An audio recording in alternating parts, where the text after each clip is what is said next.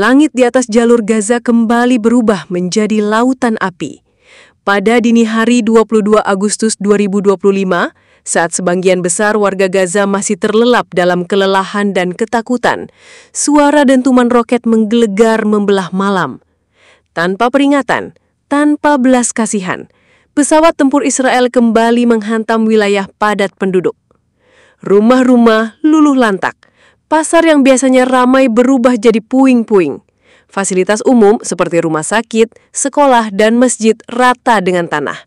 Tangisan anak-anak dan jerit histeris para ibu menggema di antara reruntuhan.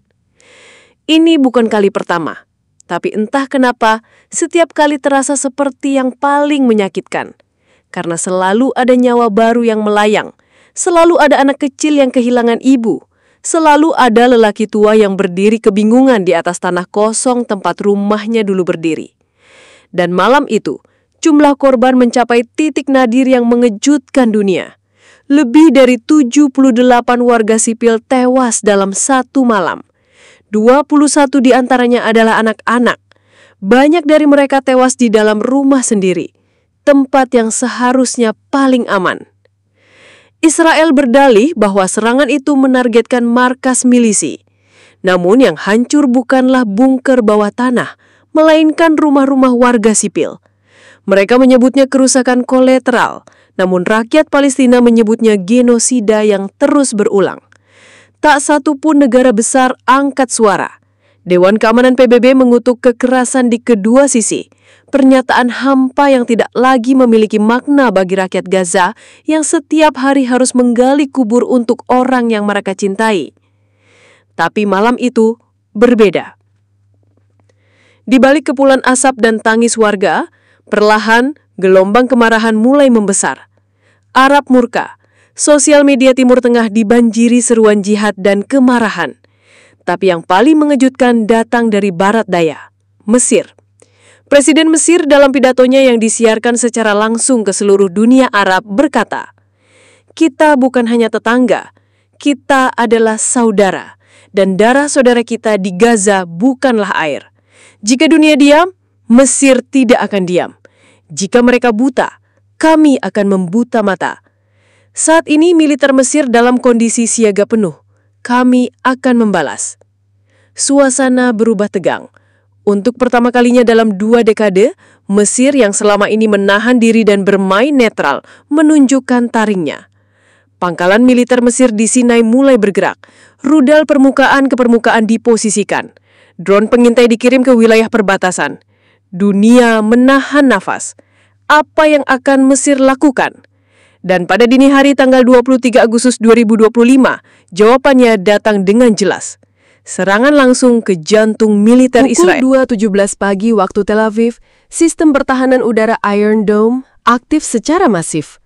Sirena meraung, memecah keheningan malam. Warga Tel Aviv yang terbiasa dengan sistem ini tetap panik ketika mendengar peringatan bahwa rudal dari selatan mendekat. Namun, malam itu berbeda.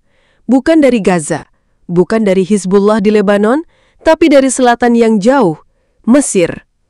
3 rudal jarak menengah diluncurkan dari pesisir utara Sinai, menyusuri garis laut Mediterania, dan menghantam sebuah kompleks militer rahasia di luar Tel Aviv, dikenal sebagai Pos Taktis Alfa, markas pengendali operasi udara Israel terhadap Gaza.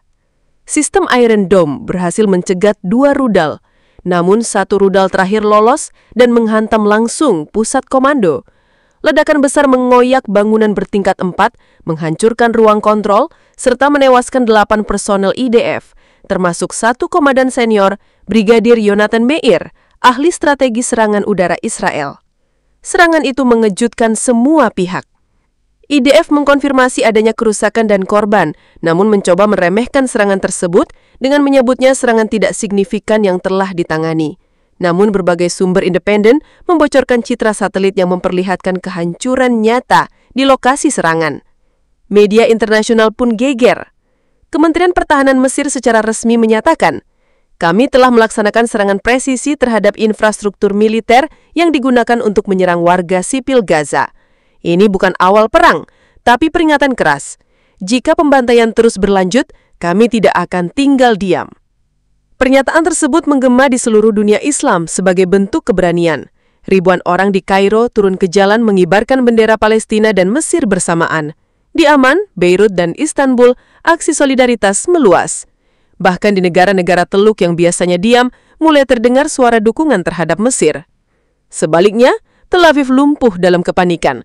Semua penerbangan sipil dibatalkan, pasar saham Israel anjlok, pemerintah Netanyahu terpojok, parlemen mendesak reaksi keras. Namun Netanyahu sendiri tidak muncul ke publik selama lebih dari 12 jam setelah serangan terjadi. Rumor beredar bahwa bunker bawah tanah yang menjadi pusat kekuasaan Israel kini dalam kondisi siaga merah. Lebih mengejutkan lagi, sistem pertahanan udara Iron Dome mulai menunjukkan kelemahannya. Banyak analis bertanya, bagaimana satu rudal bisa lolos? Apakah sistem Israel telah dikrek oleh Mesir? Atau ada sabotase internal di tengah kekacauan politik dalam negeri? Sementara itu, Iran menyatakan kesiagaan penuh dan menawarkan bantuan militer ke Mesir jika konflik terbuka meledak. Hizbullah di Lebanon menaikkan status militer menjadi siaga penuh. Situasi di Timur Tengah berubah drastis hanya dalam satu malam. Kondisi kini berada di ambang titik balik sejarah. Serangan Mesir ke Tel Aviv bukan sekadar aksi militer. Ini adalah pergeseran paradigma. Negara-negara Arab yang selama ini memilih jalur diplomasi dan normalisasi, kini mulai menunjukkan perubahan sikap. Pembantaian di Gaza telah memicu gelombang simpati yang mengubah kebijakan luar negeri berbagai negara dalam hitungan jam. Israel kini dihadapkan pada dilema besar, membalas Mesir dan membuka front baru, atau mundur terhormat dengan resiko kehilangan muka.